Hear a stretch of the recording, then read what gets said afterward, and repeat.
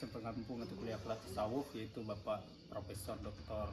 Usman Yahya dan Bapak Azami Ali Usman. Jadi kesempatan kali ini kami akan membahas tentang sejarah masuk dan berkembangnya tarekat di Nusantara. Nah, di sebelah saya ini sudah ada Saudara Pemas, yang mana Saudara Pemas akan menjelaskan tentang sejarah masuk dan berkembangnya tarekat di Nusantara. Nah, Saudara Pemas, jadi menurut Anda itu apa itu tarekat? Tarekat itu berasal dari bahasa Arab yang berbunyi thariqah, yang artinya jalan atau metode. Dalam konteks tasawuf, tarekat itu jalan spiritual untuk kita tuh mendekatkan diri kepada Allah Subhanahu wa taala. Biasanya dalam sebuah tarekat ada mursyid atau guru spiritual dan mursyid yang disebut salik. Mereka menjalani amalan-amalan khusus seperti zikir, wirid, hingga khalwat atau pengasingan diri. Dan Anda mungkin bertanya kan, apa tujuan dari itu semua? Tujuannya itu adalah untuk menyucikan jiwa dan mencapai makrifat, yaitu pengenalan langsung dengan Allah Subhanahu wa taala. Jadi kapan masuknya tarekat ke Nusantara ini, Saudara Pemas? Tarekat itu masuk ke Nusantara itu sejak abad ke-13. Para ulama sufi dari Arab, Persia dan India datang ke Nusantara. Tetapi cara mereka berdakwah itu berbeda-beda. Mereka tuh berdakwah dengan cara tidak memaksa, tetapi mendekatkan masyarakat lewat budaya, seni, bahkan lewat pertanian. Contohnya tuh ada di Aceh. Di Aceh tuh ada namanya tuh Syekh Abdul Raif Singkel. Beliau membawa tarekat Syariyah di Sulawesi Selatan.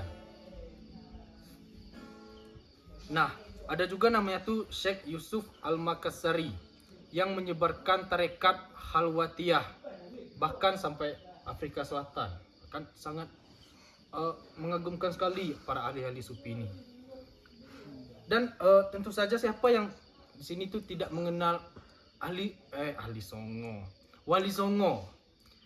Banyak dari mereka tuh pakai pendekatan tasawuf dalam dakwahnya, seperti Sunan Kalijaga dengan seni dan wayang. Apakah ada peran tarekat di masyarakat, Saudara Pemas? Nah, itulah. Tarekat tuh bukan cuma soal zikir. Mereka juga mendirikan pesantren dan surau. Jadi pusat pendidikan Islam di berbagai daerah. Mungkin itu peran tarekat di dalam Nusantara dan di masyarakat. Dan juga tidak hanya itu. Tokoh-tokoh tarekat juga punya peran besar dalam perlawanan terhadap penjajahan. Misalnya, Pangeran Diponegoro dari tarekat Qadiriyah dan Tuanku Imam Bonjol dari tarekat Naqsyabandiyah. Mereka menjadikan spiritualitas sebagai kekuatan perlawanan. Itu mungkin sangat mengagumkan kan? Nah, teman-teman semuanya, jadi kita sudah mendengar dari penjelasan dari Saudara Pemas. Nah, sebelum kita menutup podcast ini, Saudara Pemas, apa refleksi dan relevansi hari ini? Pada hari ini, kita mungkin hidup di era digital, tapi nilai-nilai dari tarekat itu masih sangat relevan. Cinta kesederhanaan, sabar, dan zikir. Itu semua adalah energi spiritual yang bisa bikin hidup kita itu lebih damai di tengah hiruk pikuk dunia ini. Bahkan sekarang kan banyak kita lihat tarekat yang mulai hadir di media sosial seperti di YouTube, Zoom, TikTok, Facebook, ataupun media-media sosial yang lainnya. Mungkin itu untuk hari ini. Nah, teman-teman semuanya, jadi itu penjelasan dari Saudara Pemas. Dan tadi sebelum penutupan ada juga dia menyampaikan refleksi dan relevansi untuk hari ini.